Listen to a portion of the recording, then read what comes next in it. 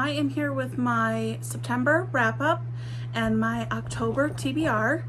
I will say that I don't really stick to a TBR, but I do have some books picked out that I would like to read in October. And if you can hear any sound in the background, that is my dog playing with his toy, which he decided to start right when I turned the camera on. So we are gonna work with it because he's happy, so that's what we do. So I'm gonna go through my wrap-up first. I have my Goodreads in front of me on my iPad, so if I look down, that's what I'm looking at to make sure I don't forget anything, because I do have a couple books that I run on Kindle that I'll have to pop little pictures up for. So let's get started. So the first two books I finished at the beginning of the month. I was about 30% through them. Was Lady Midnight by Cassandra Clare. First book in the Dark Artifices, the Shadowhunter series. This is it the third series she came out in the Shadowhunter universe? This one follows, what is her name? Emma Carstairs and Julian, I always forget, is it Blackthorn? They show up in the last book of the Mortal Instruments series. And I did like that series. I like the first three in that series a lot. That was like one of my favorite series when I was younger. I believe I gave this one 3 stars. The end really got me into it. I kind of had a hard time till the end. Other than that though, I did really enjoy it. This kind of follows Julian and Emma and their friends and family trying to figure out who killed her parents, and then get back Julian's brother, who's half fairy, and he goes into like I can't remember what it is, but this hunt where they take these fairies, they don't see their families ever again, and he's part of the hunt, and they bring him back to him because fairies are being killed, and they said Mark will help you, and if you figure it out, he can choose if he wants to go back to the hunt or stay here with you. And everything kind of ties together as one. And that is what this follows. And this chunker is the first book in that trilogy. So I gave that 3 stars. Next up is The Uglies by Scott Westerfeld. I gave this one 3 stars as well. I like read 30% of this, liked it, and then just stopped, so I finished it on audio. This I originally picked up. I've known about it forever, but I heard about the Netflix show coming out and I really wanted to read it before I watched that.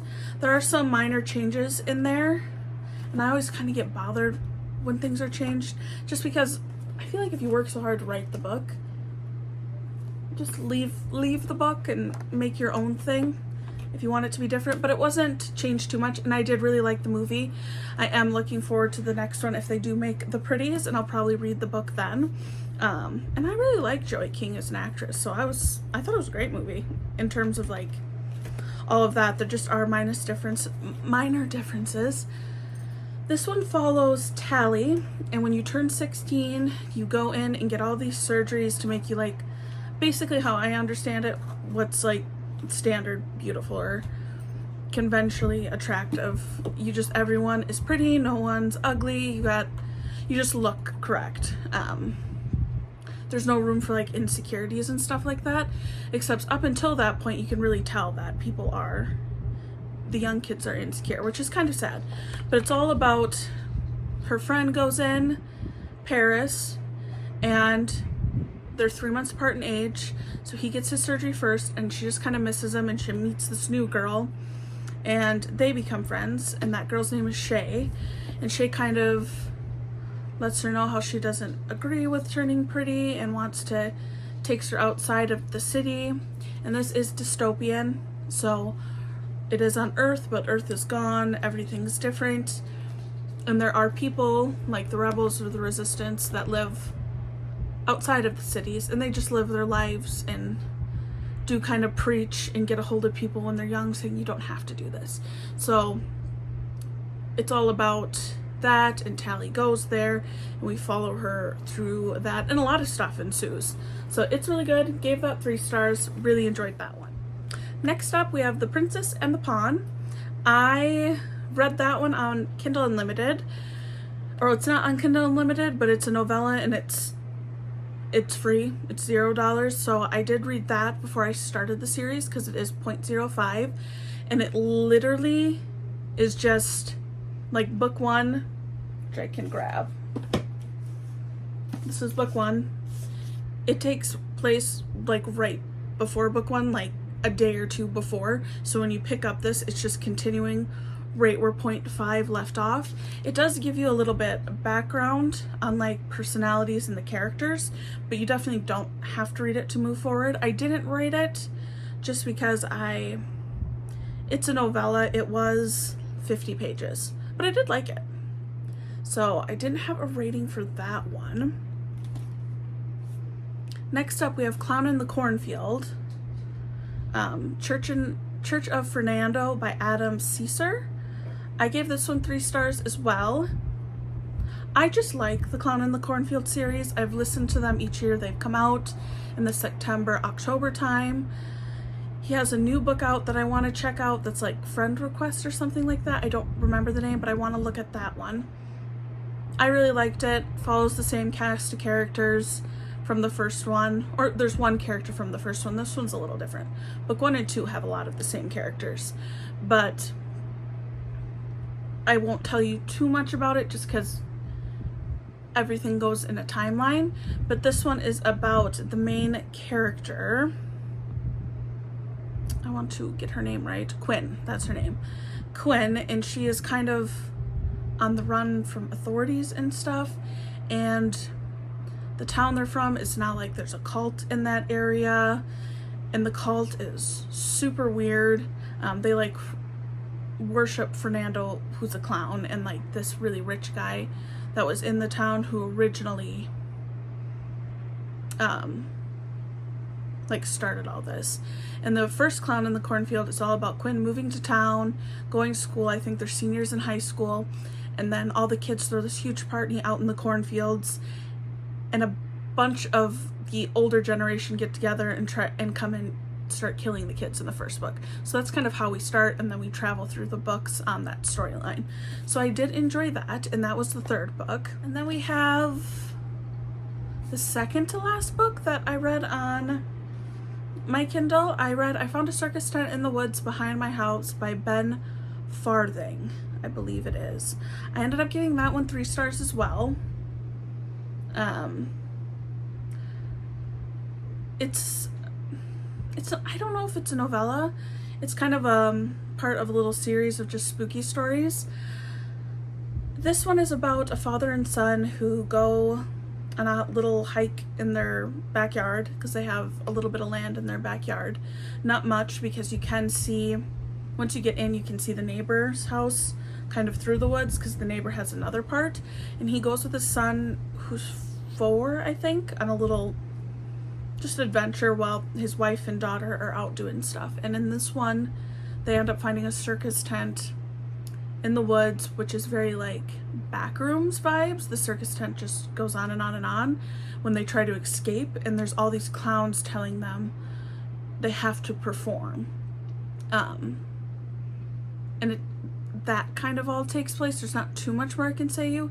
It is really creepy at the end, which kind of made it that 3 stars for me. You're just wondering. There's one thing that happens at the end that I'm not going to say, where it makes you think if he did the right thing. But it was a good book. I'm going to check out a couple more. I have one on my December holiday reading list, which is funny because that's Christmas time, but I always like to have some kind of like spook or thriller just to give a different Christmassy vibe. And then I have another one that's Backrooms feeling too. I don't know when I'm gonna read that. I might read that this month, I might not, I'm not sure. But that was, I found a circus tent in the woods behind my house. And then we got what like the last 2 of my vlogs have been, and that is the Themis Files. And you have Sleeping Giants, which I gave 5 stars. Only Human, Waking Gods is the second book, I gave 4. And then Only Human is the third book, and I gave that 4.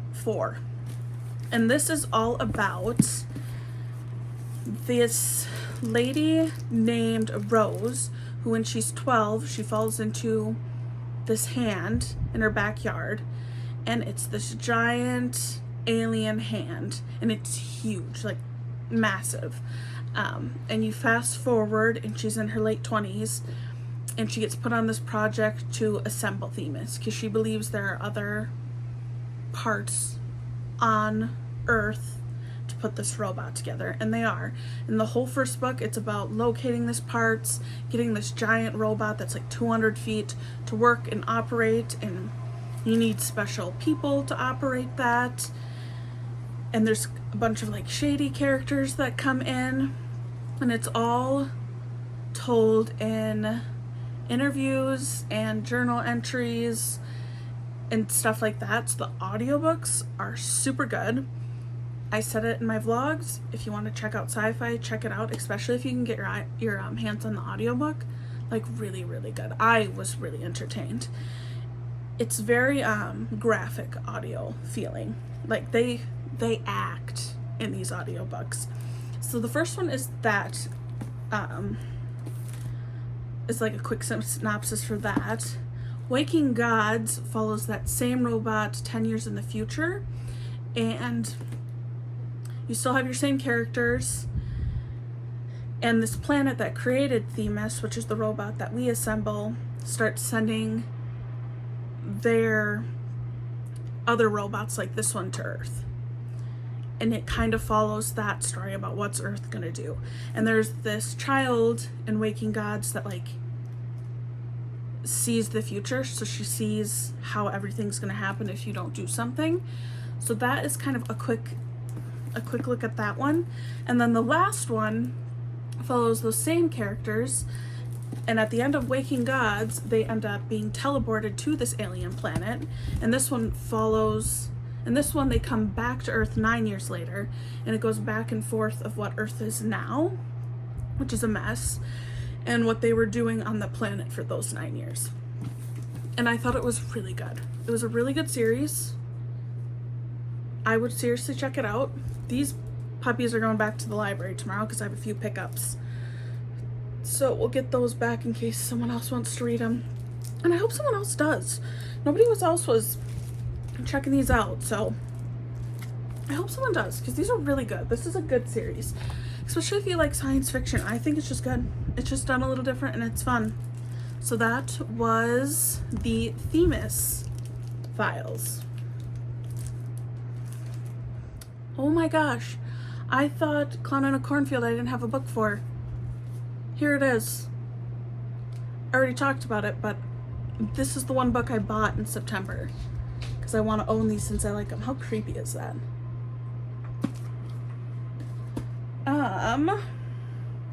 And then I read The Raven and the Dove, and I loved this. This book is beautiful. This one I also bought when I got Clown in the Cornfield. They were the two I picked up, but this one had to be delivered from Barnes & Noble to my house because it's print on demand. And it's so pretty. It just wraps all the way around. I don't want to like wreck it. Look at her. This is Rafe and Lyanna. And this is about, I should put this up. This is the first book in the Raven and the Dove series. It starts out with Rafe fighting a dragon, and then Lyanna saves him, and they kind of bond over both having magic. And in their world, magic is, you get executed for it. He is coming to her home for these competitions where all the princes and princesses of each like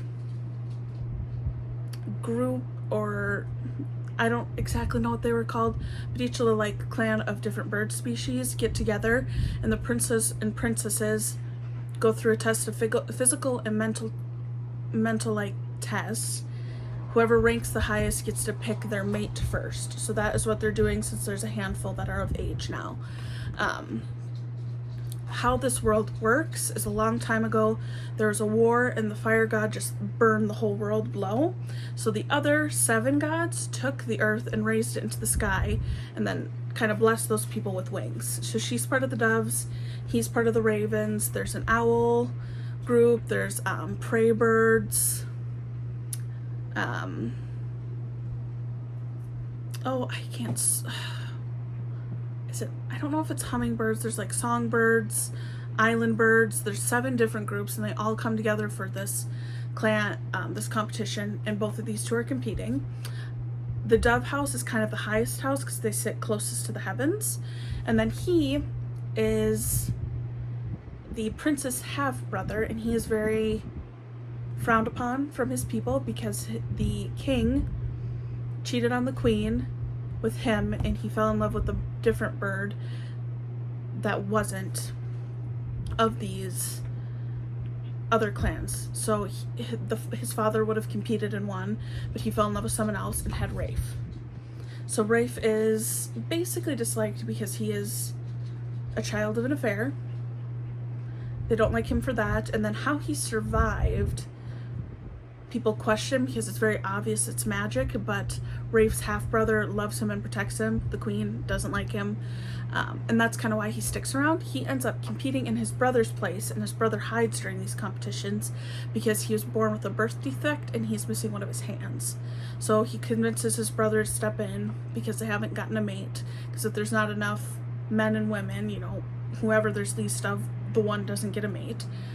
So his brother steps in and competes, and they end up pairing up. And then it kind of follows them home, and you follow her and him, his brother, and then her best friend. And there's this prince on the ground, because they think it's Earth's ground, but it's not. He's not a prince, he's the king on the ground. They think everything below the clouds is gone, but it's not. It's just a lot of water, very little land, and then a lot of towns are on docks. And this king on the ground saw a prophecy of her and her magic. So it's not really a spoiler because you learn right away, but her best friend is basically an implanted spy since they were like children, and she needs to get her to him by the time she turns 18. So then you follow that part. I gave this, I think I gave it 4 stars. I really liked it. The ending really got me. Like Rafe is my favorite character, and he got screwed. Like, he got it so bad. Like, his ending at the end was gruesome. And then Lyanna, she kind of got it pretty bad too, because something happened to her. It was like, you can't do that. But oh, that cover's gorgeous.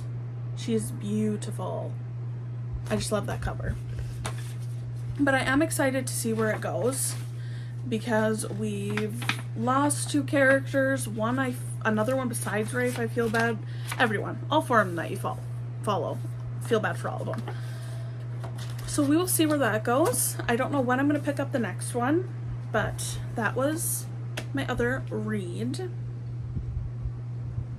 And then our final read, which I got from the library and I read on my Kindle/audiobook, was 5 Survive.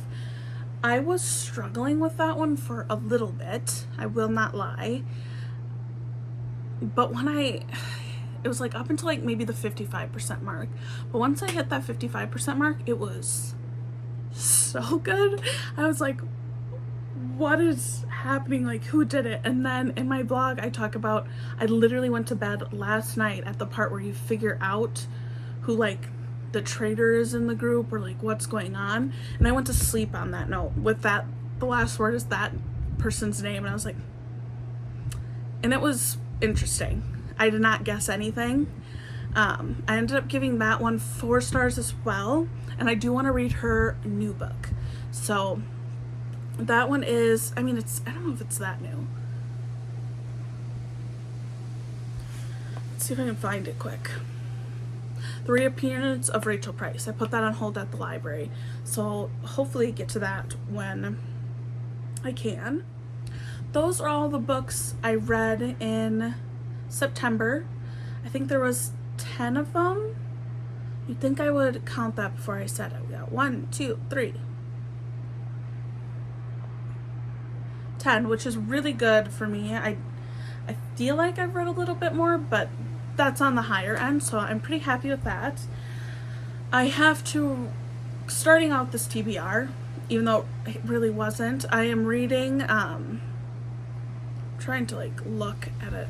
I'm reading I'm the Girl by Courtney Summers. I really love Sadie by Courtney Summers, and I've wanted to read this since it came out, and I think it came out in 2021, 2022, so it's been a while, and I haven't picked it up. So I started that today. I read a little bit outside too when me and the dog over here went out. So far I really like it. It does give me my Sadie vibes, which I really like Sadie. I kind of want to reread Sadie, but I kind of forgot like that darkness to it and like the topics they cover, but so far it's really good. Like, it would be like, if you've read Sadie, you kind of know what it's about. It's about her trying to figure out who murders her young sister, and there's a lot of dark topics in it. But like, if they made that into like a TV series, which I don't really like when they take books and make them into TV series and movies, I think it would be interesting. There's just like a certain vibe to Courtney Summers' book, like a certain feeling they give me. Because even The Project by Courtney Summers gave me that same feeling. I don't even know how to describe it. I just like her writing. Maybe that's all it is. But so far, it's going really good. I will check more on updates in my vlog. But this one is about a girl named Georgia who wants to be, well, it starts with Georgia getting hit by a car because this car is driving at her, and she has to jump out of the way because they want to hit her. And then I think they do hit her, and she passes out, and they like steal some stuff off of her, and she wakes up and stumbles across this 13-year-old girl in town who was brutally murdered. And it follows her in that aspect, but she also, I can't remember what they're called because it's not, I'm looking at the synopsis. It's not, I don't know, but she's trying to be, Georgia's a really pretty girl, and the town is divided in poor and rich. And the rich part, these people are kind of weird, I'm getting the vibe. And the guy that's kind of the head of it owns this big club where you have to be at least 16, and they hire beautiful girls, and they make a lot of money, which is just like weird in itself, but that is what they do. And he tells her that she's, like, a few years ago, and she's probably 12 or 13, that she's beautiful and she should apply for a job when she's 16. So she's trying to get into that world. Her mom has passed away. You can tell there's some animosity there, and you're kind of following her on that journey. And then this girl that passed away, her sister is the same age as her, and they kind of try to figure out who murdered this girl's sister, or this little 13-year-old girl that Georgia stumbled across. So that's kind of what it's about. We're starting off October with that book. September 30th still, but I'm not too far in, so that'll be October. And then I have a few more next to me, but it really could change because I kind of jump all over. I just know I want to kind of keep it mystery, thriller, and then fall. So I have 2 books on my shelves for a couple years. I have The Kiss Curse, which is a second book in a series by Erin Sterling. I don't know much about this one, but I read the first one. I think I gave that one 3-ish stars. I'm not a very hard rater. 3 means it was good and I liked it and that worked. 4 is like, that was good, and 5 is like, you just want to fall on the floor. It's the best. And then 1 and 2, there's something I really didn't like. So 3 is pretty common rating. I really liked it. I'm going to check out the next one, see how that goes. And then I also have Go Hex Yourself by Jessica Clare. And I don't know what this one's about either. I bought these back, I think I read the first one for this like 2 years ago, and they've been just sitting on one of my little shelves, so I pulled those. So hopefully we check them out. And then the last 4 are things from my library that I would like to get through. In the Company of Witches by Aurora Lee Wallace. This one's a cozy Halloween mystery, and it does take place around Halloween. A couple of booktubers I really like mentioned this one, and after I saw it 2 or 3 times, I was like, I'm just gonna check it out. I'm a little nervous because I read a cozy mystery back in June or July, and then another one another year, and I'm hoping I like it because I think I like mystery thrillers. Like, it's really windy outside. I hope you can't hear how windy it is. I think a storm's blowing in, but someone's like yelling outside and it's making me feel weird. And I just heard my bike fall over. Okay, whatever. Sorry, I was saying I like mystery thrillers where there's kind of like 5 Survive. I like that Who Did It, or like the Courtney Summers. There's that dark aspect. I like those thrillers. I enjoy that kind of feeling. I like to, I don't know, I like that. So the cozy I have a hard time with. And then I got Small Town.